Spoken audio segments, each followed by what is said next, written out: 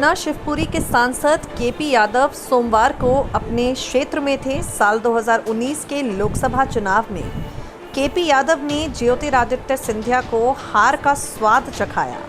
सिंधिया के बीजेपी में शामिल होने के बाद से केपी यादव कभी उनके साथ नजर नहीं आए। चुनाव जीतने के बाद केपी यादव सिंधिया पर हमला करते रहे। शिवपुरी कलेक्ट्रेट से जब ये मीटिंग के बाद बाहर निकले, ज्योतिरादित्य सिंधिया के बारे में सवाल किया गया। दरअसल बीते दिनों शिवपुरी जिले में बीजेपी के कुछ नेताओं ने पोस्टर लगवाए। पोस्टर में कहीं ज्योतिरादित्य सिंधिया की तस्वीर नहीं लगी और जहां लगी तो तस्वीर इतनी छोटी थी कि लोगों का ध्यान ही उस पर नहीं गया। बीजेपी नेताओं के पोस्टर में सिंधिया की छोटी तस्वीर के सियासी मायने निकाले जा रहे हैं।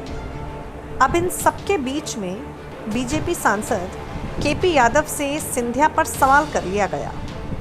पोस्टर में सिंधिया की तस्वीर छोटी क्यों है, ये सवाल किया गया। केपी यादव सबसे पहले आपको बता दें, सवाल सुनकर मुस्कुराने लगे और उसके बाद कहते हैं, फ़ोटो सभी के लग रहे हैं, प्रोटोकॉल के हिसाब से लोगों की तस्वीर लगती है। कांग्रेस द्वारा लगातार सिंधिया के लिए अमर्यादित शब्दों का इस्तेमाल किया जा रहा है।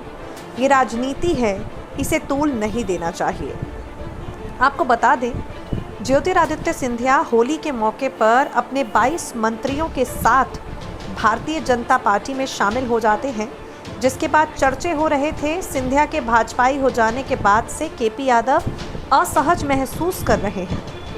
सिंधिया के बीजेपी में शामिल होने पर भी केपी यादव ने कोई प्रतिक्रिया नहीं दी। ज्योतिरादित्य सिंधिया पहली बार गुना शिवपुरी से अपने करियर में चुनाव हारे हैं। उस वक्त बीजेपी ने कहा, सब सिंधिया के इशारे पर हो रहा है।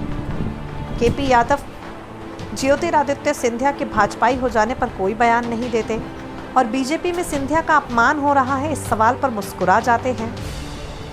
साफ पता चलता है अंदरूनी खेमे में कुछ ना कुछ खटपट तो हो रही है। SPN 9 न्यूज़ से मेघा की रिपोर्ट।